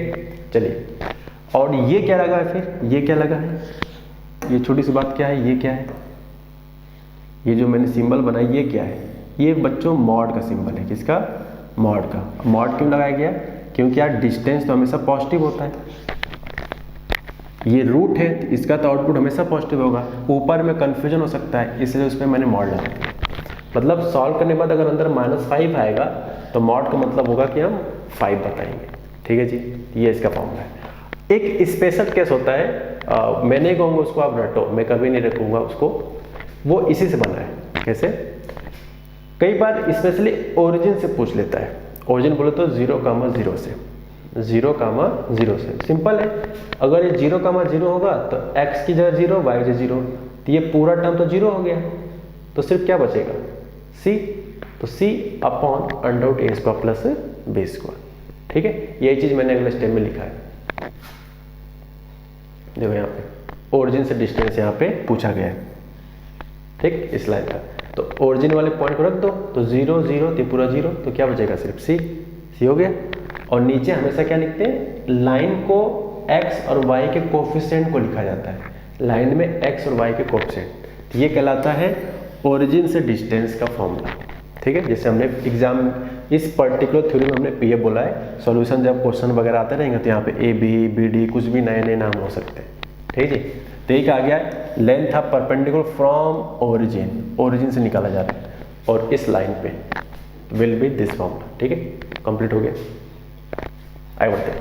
तो एक छोटा सवाल मैंने लिया है यहाँ पे, कैसे यूज किया जाता है फॉर्मूले को। Find the length of perpendicular from the point का नाम है बच्चों -1, 7 और एक लाइन है कुछ इस तरह का जिसकी इक्वेशन है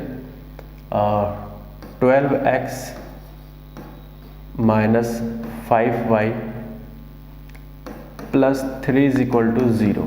ठीक है, और इस पॉइंट का आपसे डिस्टेंस पूछा गया है इस लाइन से। अब बात करें कौन सा डिस्टेंस पूछा गया है, इसीलिए क्वेश्चन में लिख दिया है कि भाई साहब परपेंडिकुलर वाला, क्योंकि एक सिर्फ डिस्टेंस बोलेगा तो बहुत सारे डिस्टेंस पॉसिबल होंगे, इसलिए बोलेगा परपेंडिकुलर या तो शॉर्टेस्ट डिस्टेंस। लेकिन स्ट्रेट लाइन में पूरे स्पेलिंग जगह पे शॉर्टेस्ट वर्ड कभी यूज़ नहीं करने को मिलता है। शॉर्टेस्ट डिस्टेंस नॉर्मली हम लोग 3D में सुनने की आदत बन जाती है, वहाँ पूछाता है शॉर्टेस्ट। ठीक है, चलो कोई बात नहीं, तो इसे P कह देते हैं, इसे F बोल देते हैं। इस कोऑर्डिनेट को F, इस कोऑर्डिनेट को P। तो PF कैसे यूज़ करें, देखो बच्चों मैंने कैसे याद करने का तरीका बताया। जो भी पॉइंट से डिस्टेंस निकालना है उस पॉइंट को लाइन में रख देना है मॉड लगाकर। तो 12x के प्लेस पे क्या है -1, फिर क्या लिखा है -5 तो -5, y के प्लेस पे क्या बच्चों 7, y कोऑर्डिनेट क्या है 7, फिर क्या बगल में प्लस का 3, फिर क्या बताया डिवाइड में हमेशा लाइन में x और y के कोफिशिएंट को लिखे जाते हैं होल स्क्वायर करके। तो हो जाएगा 12 को स्क्वायर प्लस -3 का होल स्क्वायर। ठीक है, चलिए आगे बढ़ते हैं। अब अगर हम बात करें यहाँ पे फाइनली -12 -35 + 3 डिवाइड बाई 12 के स्क्वायर 145 -3 के स्क्वायर 9। ठीक है, चलिए आगे बढ़ते हैं।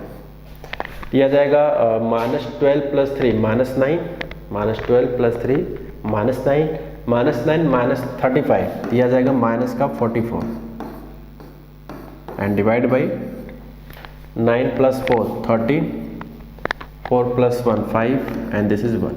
ठीक है, सॉल्व करेंगे तो -44 का मैग्नीट्यूड 44 हो जाएगा स्क्वायर रूट डिवाइड बाई में 153। कोई खास मैं इसमें इंटरेस्टेड नहीं हूँ कि इसमें से कुछ बाहर आ जाए, आप चाहो तो बाहर निकाल लो, बट कुछ मुझे नहीं लगता कुछ ऐसा आएगा, बट फिर भी सिंप्लीफाई अगर हो सकता है तो आपका पूरा अधिकार है कि सिंप्लीफाई करके छोटा करना। ठीक है, तो फिलहाल तो नहीं हो रहा है, शायद हो भी रहा हो मे भी। जैसे 153 का फैक्टर करेंगे तो कुछ ना कुछ होगा, अब बाहर निकाल के ऊपर से शायद कैंसिल हो रहा होगा, बट हो नहीं रहा है। ठीक है, तो आंसर मतलब होता है जितना सिंपलेस्ट फॉर्म लिख सको। यहाँ पे कुछ कैंसिल नहीं हो रहा है इसलिए मैं इसी तरह से छोड़ देता हूँ। ठीक है जी, चलिए आगे बढ़ते हैं। तो यही था एक पॉइंट का एक लाइन से डिस्टेंस का फॉर्मूला का मीनिंग। ठीक,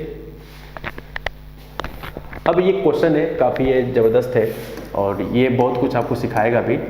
अभी तक जितने भी 2-3 फॉर्मूले सीखे हैं उस पर बेस्ट एक क्वेश्चन मैंने यहाँ पिक कर लिया है। इनका कहना है find the line parallel to 12x - 5y + 1। इनका कहना है स्टूडेंट कि एक लाइन है, ठीक है, चलो मान लिया ये लाइन है जिसकी इक्वेशन कितना है 12x - 5y + 1 = 0 विच इज, यानी कि आपको एक ऐसे लाइन की इक्वेशन चाहिए, आपको एक ऐसा लाइन फाइंड करना है जो पैरेलल है इसके। तो जैसे ही दिमाग में बोला कि पैरेलल है, तुरंत आपके दिमाग में बात क्लिक करना चाहिए कि इसके पैरेलल मुझे एक लाइन लेट करना है। ठीक, पैरेलल। और लेट करने का तरीका क्या होता है स्टूडेंट, हमने क्या बताया था अभी, लेट का तरीका होता है कि गिवन लाइन में जितने वेरिएबल वाले टर्म्स होते हैं वो एज इट इज होता है, सिर्फ क्या चेंज कर दो कांस्टेंट टर्म को, सिर्फ कांस्टेंट टर्म को स्टूडेंट चेंज कर दो। तो सपोज दैट मैंने लैम्डा मान लिया, ठीक है, क्या मान लिया लैम्डा। तो ये लैम्डा अगर आ गया किसी तरह से, जैसा कि हमने अभी थ्योरी में पैरेलल वाले के लिए पढ़ाया था, अगर लैम्डा आ गया तो यहाँ रख देंगे तो हमारा लाइन की इक्वेशन आ जाएगा, कौन सा, जो गिवन लाइन के पैरेलल हो। ये तो पूछा गया, ठीक है। अब ये लैम्डा निकालने के लिए क्वेश्चंस में बहुत सारे सोर्स दिए जा सकते हैं आपको, डिफरेंट। हमारे इस क्वेश्चन में सोर्स क्या है, आइए देखते हैं। इस क्वेश्चन में जो सोर्स का यूज किया गया है वो ये है कि विच इज डिस्टेंस 2 यूनिट्स, कहाँ से, फ्रॉम द पॉइंट -1, 2, यानी जो लाइन आप लिखे हो इसका -1, -2 से जो डिस्टेंस है वो 2 यूनिट्स का है। थोड़ा सा मैं डायग्राम अगर काम चोरी करूँ तो यहाँ पे ले लेते हैं, ठीक है, पॉइंट को ये है -1 कामा -2, और इस लाइन से जो डिस्टेंस है, अब प्लीज़ अपने कॉपी में थोड़ा सा डायग्राम बड़े बना देना ताकि फिल करना आसान हो। तो ये है P, चाहे इसको F बोल दो आपकी, और ये लेंथ आपको कितना दिया स्टूडेंट क्वेश्चन में, 2 यूनिट्स है। ये कुछ इस तरह का है। थोड़ा सा मैं चाहूँगा कि इसको स्टूडेंट अगर आप नीचे लिख दो थोड़ा सा समझदारी रहेगा, ठीक है। तो चलिए यूज़ करते हैं। तो आपको जो गिवन है, अगर मैंने डायग्राम बना दिया है तो कि PF की जो लेंथ होगी स्टूडेंट वो हो जाएगा 2 यूनिट्स, ठीक है। चलो डिस्टेंस निकालते हैं। PF डिस्टेंस ऐसे ही होता है, रूट वगैरह, ठीक। चलिए, तो इस पॉइंट का इस लाइन से डिस्टेंस 2 है, तो यही लैम्डा निकालने का सोर्स इस सवाल में फिलहाल है। तो क्या करते हैं, मतलब है कि पॉइंट को लाइन में रख देना, पॉइंट को लाइन में रख देना। तो रखते हैं 12 x के प्लेस पे -1, -5 y के प्लेस पे स्टूडेंट -2 प्लस लैम्डा। उसके बाद नीचे क्या आता है रूट में, x के कोफिशिएंट का स्क्वायर प्लस y के कोफिशिएंट का square, this will be done. अब यह आ जाएगा -12, यह आ जाएगा प्लस का 10, तो -12 प्लस का 10, -12 प्लस का 10 अगर हम बात करें तो कितना आ जाएगा। मुझे लगता है मुझे डायग्राम मिटा देना चाहिए क्योंकि मेरे पास स्पेस काफ़ी कम हो चुका है। तो गाइज मैं यहाँ पे मिटाने जा रहा हूँ, ठीक है, या मैं एक काम चला देता हूँ तो उसके बाद मिटा दूंगा। चलिए देखते हैं। तो -12 प्लस का 10 ये हो जाएगा -2, यानी कि लैम्डा -2। आगे पीछे बस लिखा है, कुछ फ़र्क नहीं पड़ेगा। ये है 144, सॉरी हाँ या 144, दिस इज 25, 144 25, ये रूट में 169 आएगा ऐड करने के बाद, एंड दिस इज 2, ठीक है। तो मैं अब मिटाने के लिए पूरा रेडी हूँ क्योंकि हमारा कहानी ख़त्म हो चुका है, ठीक है। आई होप आपने नोट कर लिया होगा। चलिए आगे बढ़ते हैं। तो mod of lambda -2 is equal to, ये 169 का जो स्क्वायर रूट होगा वो 13 आएगा, 13 तो मल्टीप्लाई कर लो 26 आएगा। आप देख सकते हो फिर से मॉड वाला कॉन्सेप्ट आ गया। तो ये तो बहुत बार आ चुका है, तीसरी बार आई थिंक आज के लेक्चर में आ रहा है। तो ये +-26 लिख सकते हैं। जब प्लस लेके सॉल्व करेंगे स्टूडेंट तो पहला आंसर आएगा 28, और जब माइनस लेके सॉल्व करेंगे यहाँ पे तो लैम्डा की वैल्यू आ जाएगा -24, ठीक।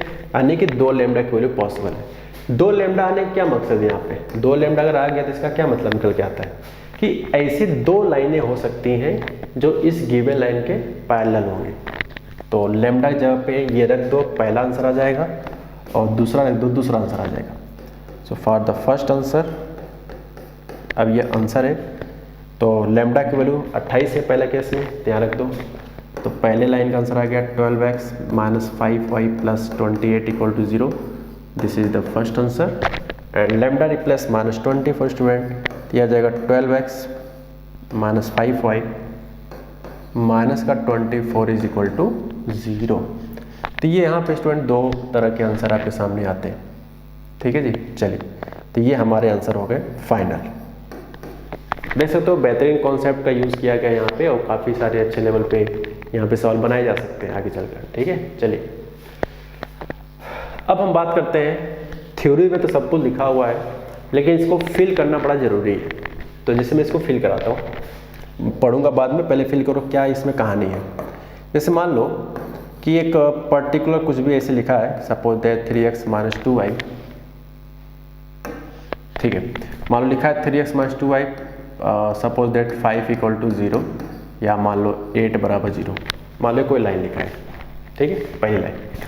अब मान लिया जाए कि अगर मैं एक नया लाइन लिखूँ अपनी तरफ से, सपोज दैट 6x - 4y + 16 = 0, ठीक है, मैंने लिखा एक लाइन, ये लिखा L1 नाम का लाइन है, और ये है L2 नाम का लाइन, ठीक है।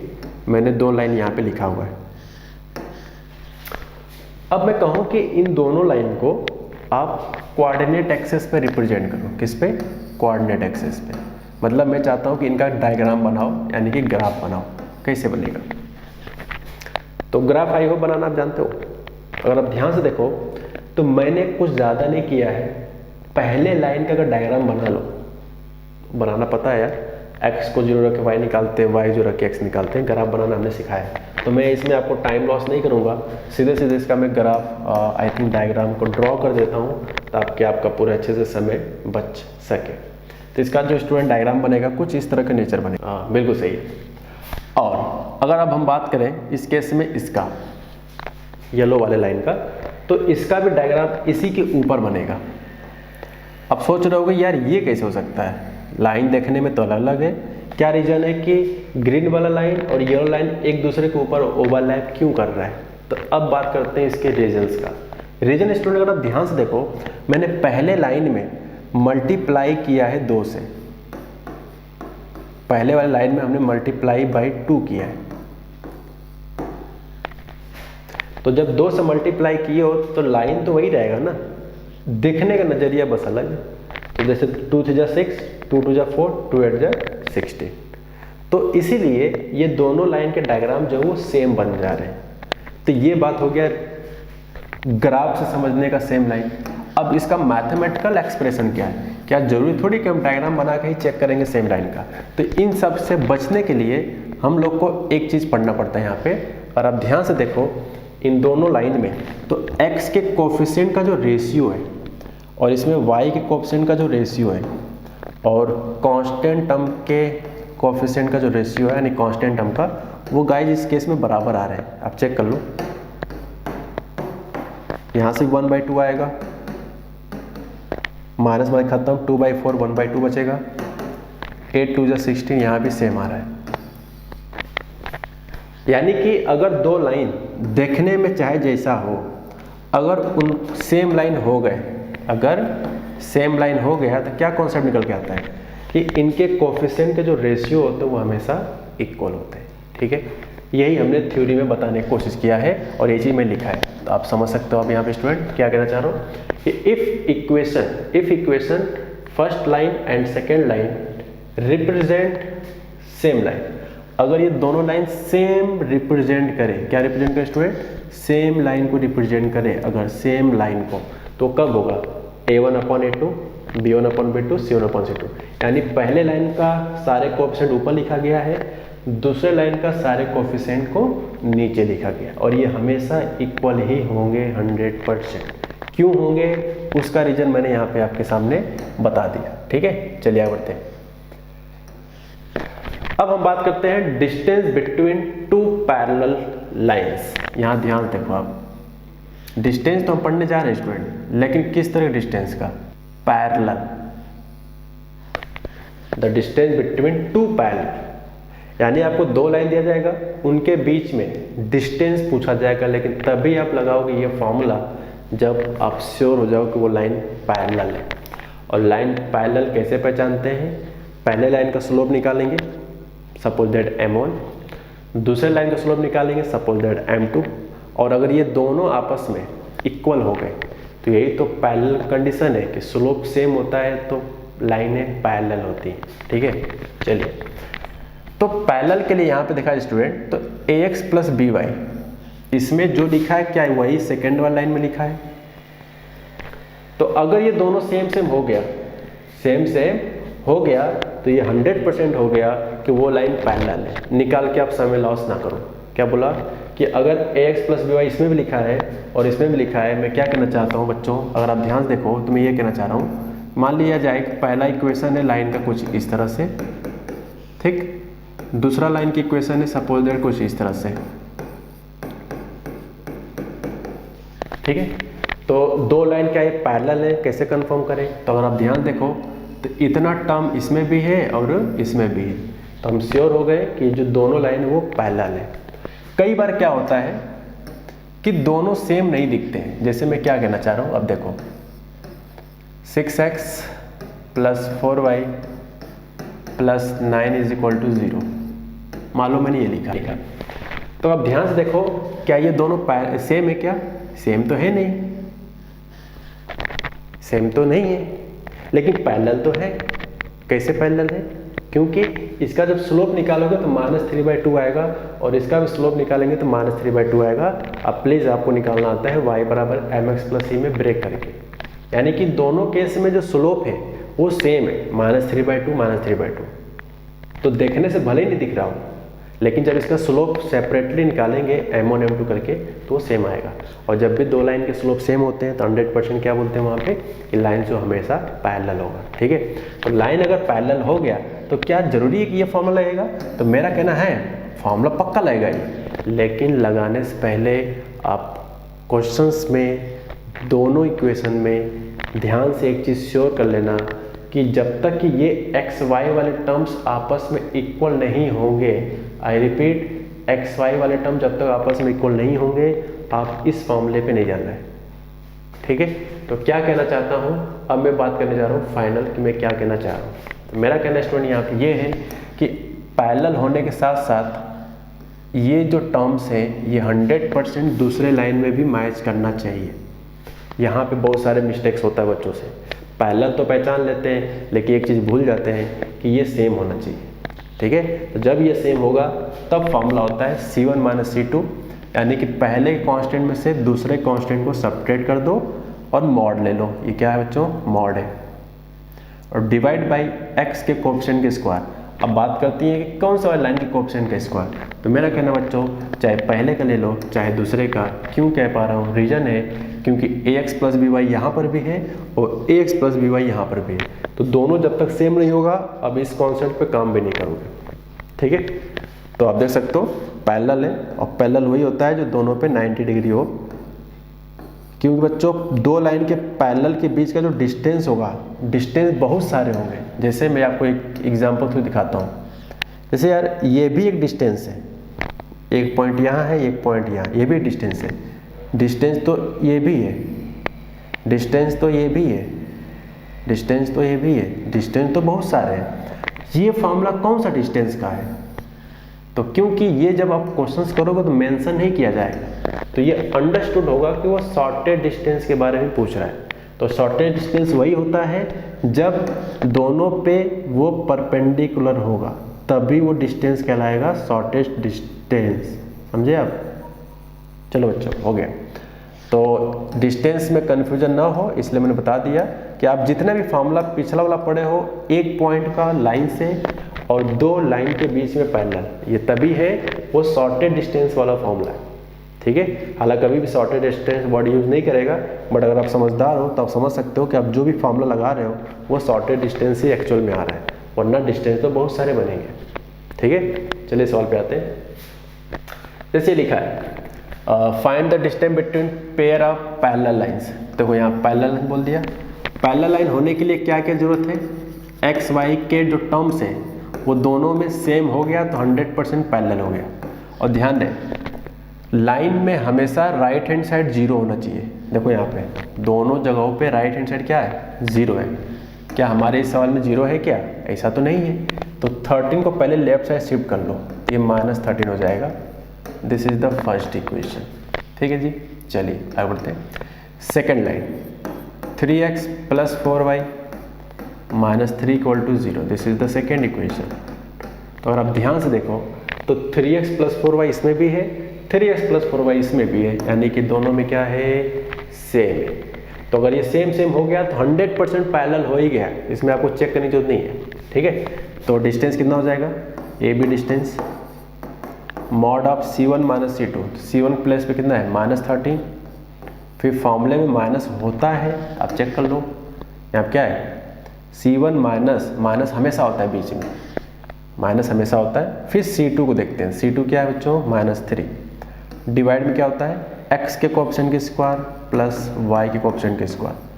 तो आई होप ये माइनस माइनस प्लस हो जाएगा, -13 + 3, -13 + 3 तो ये हो जाएगा 10 माइनस में, एंड डिवाइड बाई 25। -10 का मैग्नीट्यूड 10 हो जाएगा, ये है 5, कैंसिल करेंगे तो 2 यूनिट्स आएगा डिस्टेंस। यानी जो भी पैरेलल लाइंस होंगी उनके बीच का जो शॉर्टेज डिस्टेंस होगा वो हो जाएगा 2 यूनिट्स। ठीक है, चलिए आगे बढ़ते हैं। तो इस तरह की बातें हम लोगों ने ख़त्म कर लिया।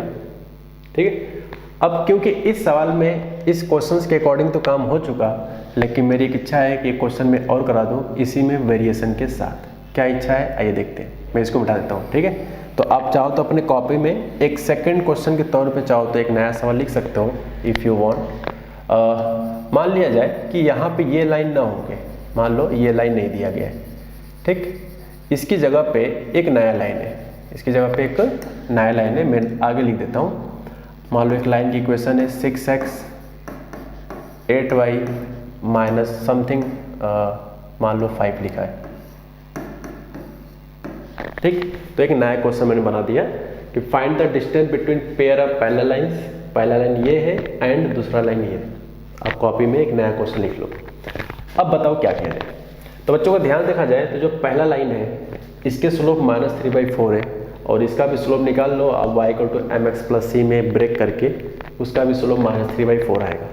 तो गाइज यहाँ पर अगर देखा जाए स्लोप दोनों में ही अभी भी, आई रिपीट, दोनों में सेम ही आ रहा है, लेकिन ध्यान रहे फॉर्मूला तभी लगेगा जब पैरेलल होना ही सफिशिएंट नहीं है, उनके एक्स वाई के जो टर्म्स हैं वो एग्जैक्टली आइडेंटिकल होने चाहिए, तभी आप लगाओगे, ठीक है। तो क्या करें भाई साहब, यहाँ पे आइडेंटिकल के लिए मुझे क्या करना चाहिए, पहले में और दूसरे में या तो आप दूसरे वाले इक्वेशन में 2 से डिवाइड कर दो तो ये बन जाएगा, या फिर 2 से इसमें मल्टीप्लाई कर दो पहले वाले इक्वेशन में। तो जैसे ही मल्टीप्लाई बाई 2 करेंगे तो स्टूडेंट मल्टीप्लाई बाई 2 क्यों कर रहे हैं, पिछले साल में तो नहीं किया था। तो यहाँ पे रीजन है मल्टीप्लाई बाई 2 करना, क्योंकि ये करने से हम दोनों इक्वेशन को सेम बना पाएंगे। दोनों इक्वेशन को सेम नहीं, एक्स वाई के कोफिशिएंट को सेम बनाने का मेरा मतलब है। तो आप देख सकते हो जो ये सिचुएशन है ये दोनों सेम बन गए, सेम हो गया 6x + 8y, यही है पहला इक्वेशन, पर लिखने का जो अंदाज है सेम इक्वेशन है पहला देखने का नजरिया बस अलग है। क्यों? क्योंकि इसमें 2 से मल्टीप्लाई बनाया गया। क्यों मल्टीप्लाई किया गया? क्योंकि लाइन पैरेलल है और आपसे डिस्टेंस पूछा गया है, तो पैरेलल के बीच में डिस्टेंस के लिए एक्स वाई के जो टर्म्स होते हैं वो हमेशा आइडेंटिकल होने चाहिए। तो आइडेंटिकल शुरू में नहीं था इसलिए मल्टीप्लाई करना पड़ा आइडेंटिकल बनाने के लिए।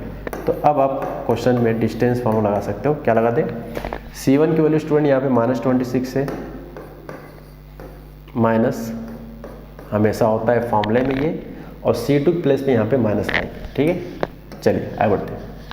डिवाइड बाई √6 का स्क्वायर प्लस 8 का स्क्वायर, 6 के स्क्वायर 36, 8 के स्क्वायर 64, 100 आ जाएगा, 100 के स्क्वायर रूट 10 हो जाएगा, ठीक है।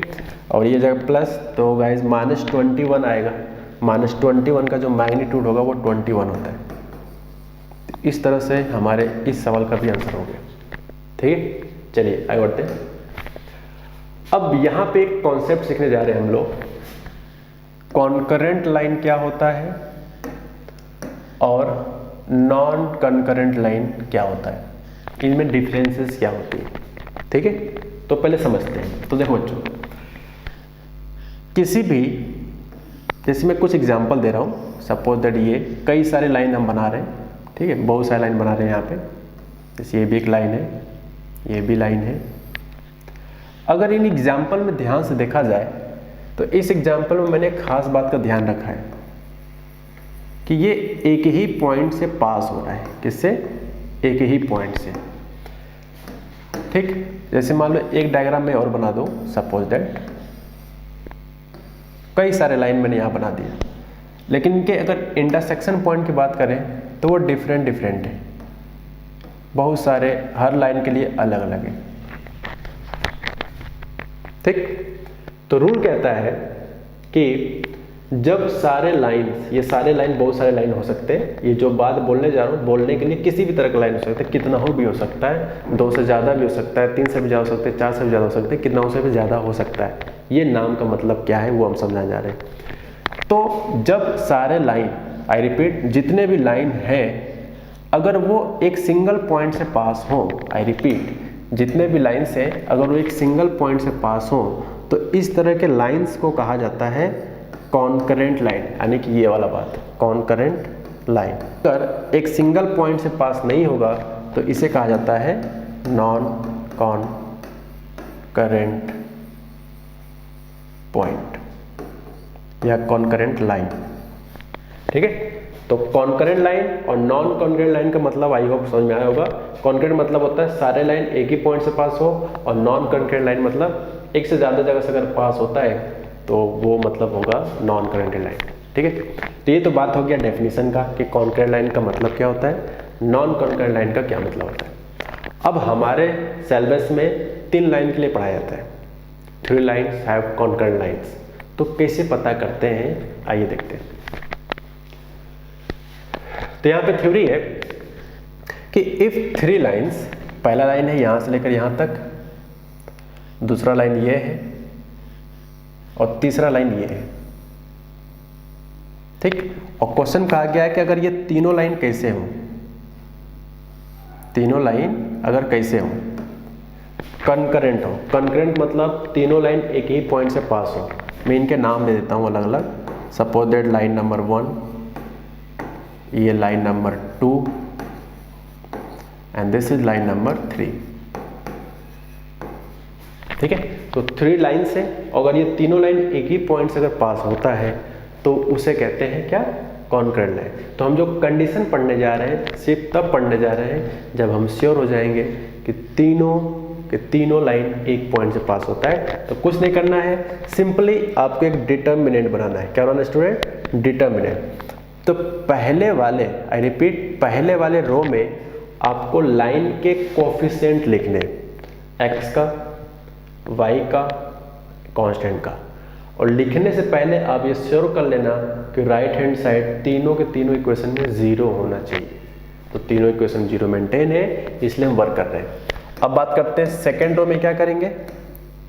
सेकेंड रो में सेकेंड लाइन का कोफिशिएंट लिखेंगे।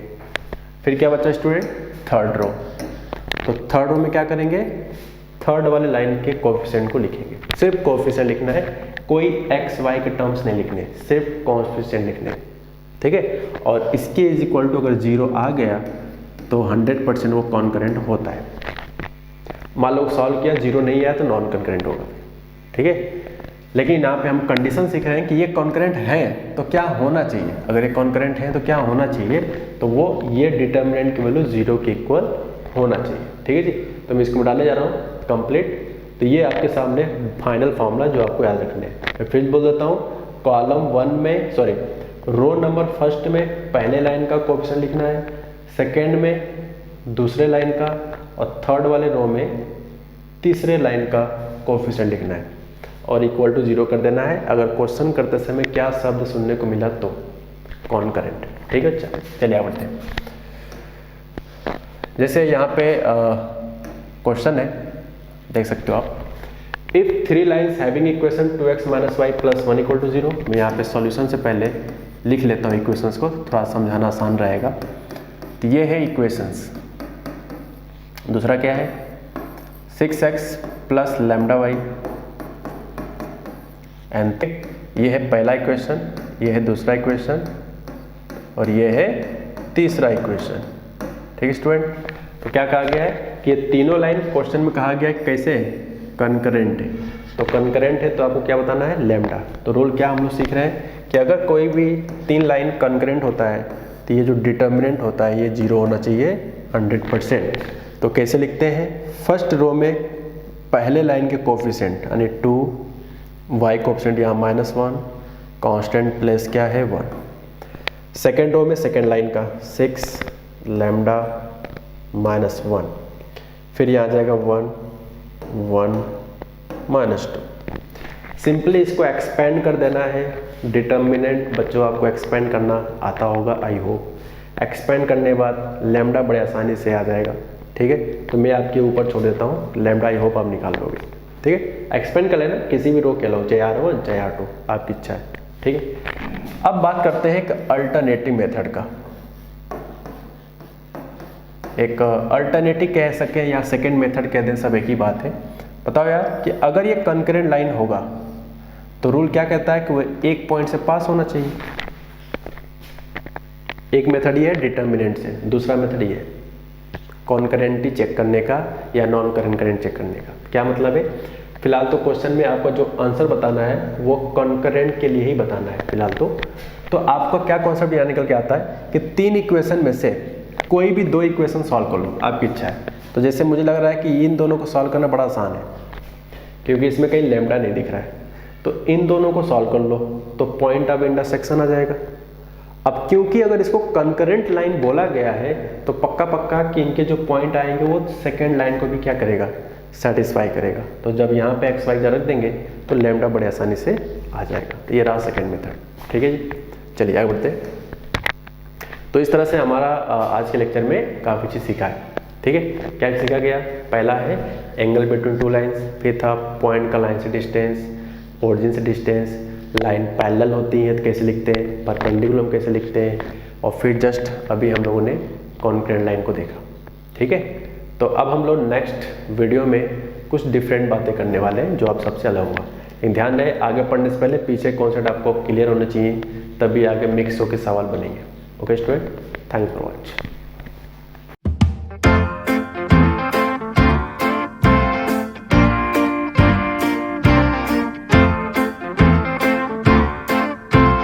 अच्छा सुनो, चैनल को सब्सक्राइब करो, उसके बाद घंटी बजा देना ताकि अगली वीडियो आपसे मिस ना हो पाए। Thank you.